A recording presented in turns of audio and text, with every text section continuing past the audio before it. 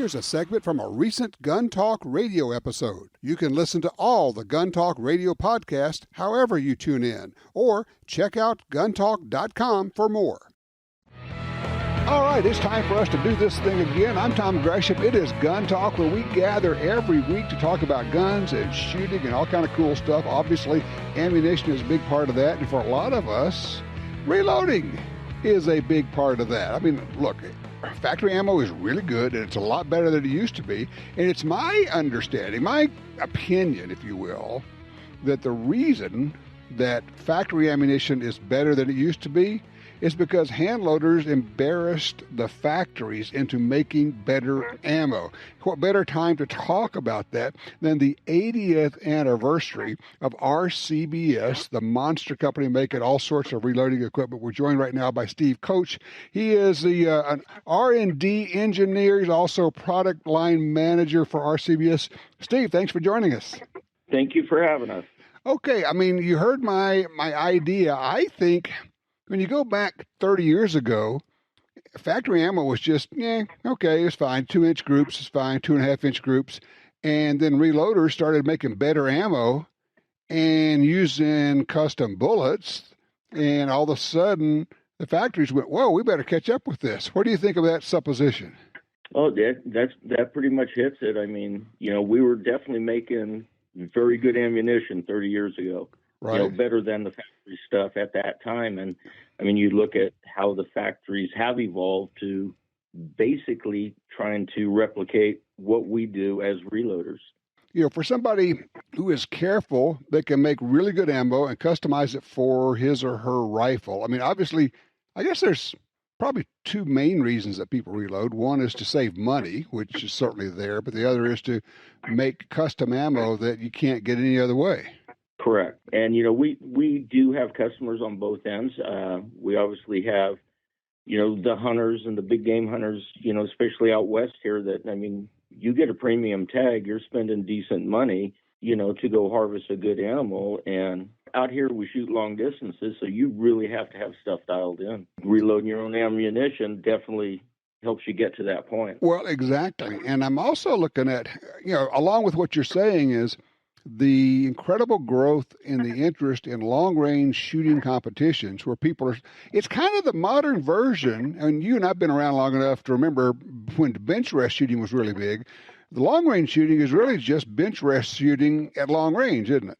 The PRS crowd's a pretty unique crowd, and those matches are actually a lot of fun to see just how good those guys are at variable distances on variable size targets. It's pretty incredible what they're capable of doing. You've been at RCBS for how long? 45 years? Did I see that right? 45 years. Holy cow. You must have been just a kid when you started. I was 17 years old. If you had to tell somebody what kind of changes have taken place over 45 years, how do you start? The evolution is just amazing. I mean, I came in on a drawing board with pencil and paper, which all that has evolved into, SolidWorks software and computers, to make the design work just so much easier. But the big thing's in the manufacturing side of it. We were running presses on manual lathes, running dies, on so-so machines, having to do. I think the big thing is, you took parts that had 3, 4, 5 operations done to them. Mm-hmm. That you can produce in a single op now off the machinery we have on board. Is that using CNC machines? Correct. The die machines, they're just wonderful. We also produce our own tooling in-house. So our dies are, we control every aspect, and that is one of the reasons why our dies are the best out there. We have implemented processes and machinery and changed the machines to work in our processes to improve the product. And it's pretty amazing, when people walk in here that have never been here, and it's like, you're kidding me. There's 110,000 square feet of manufacturing here. It's pretty cool to see. Where is here? Where are you located? In Northern California, Orville, California. Is that where Huntington got started? Fred started here in Orville in the back of his dad's laundromat. We've been here for 80 years. Wow, the back of his dad's laundromat. Now we have this super powerful big green machine in RCBS. I mean, obviously you make the dies, you make the presses, you make, scales, and it seems like just when you figure out, okay, there's nothing else to be done, you guys pop out with something new. Yeah, and that's, you need to do that to survive. We have lists of projects we work on. Obviously you can't release 10 new products in a year, with limited resources, Right. We have 3-4 engineers, and that's how you stay alive. Yeah, we always have to reinvent something.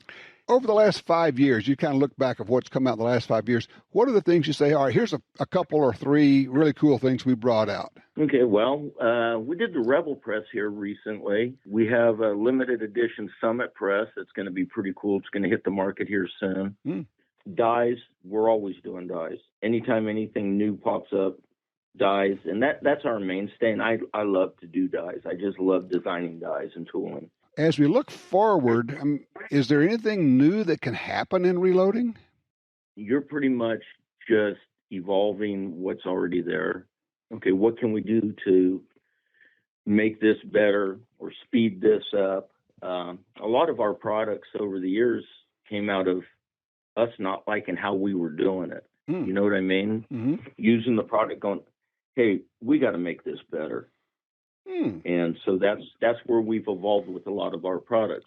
Power case trimmers came out of that because no one likes trimming. No.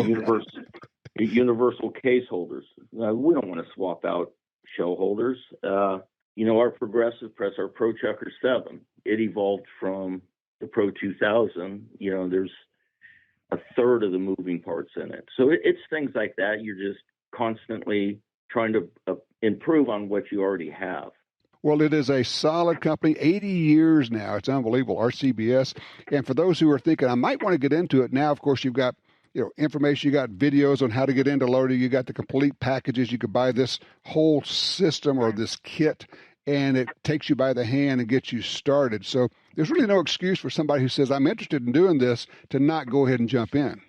And, a lot of people are intimidated, but if you just do a little research, it's just like anything else. Pay attention, you'll be fine. It is all in the details. Steve Coates, thank you so much for your time, and I appreciate you kind of sharing the inside view at what's going on at RCBS and this history. Hey, and congratulations on 45 years for you and 80 years for the company. All right, 866-TALK-GUN is our magic number here. Give me a call if you want to be on the air. Love those range reports. I'm Tom Gresham. We'll be right back.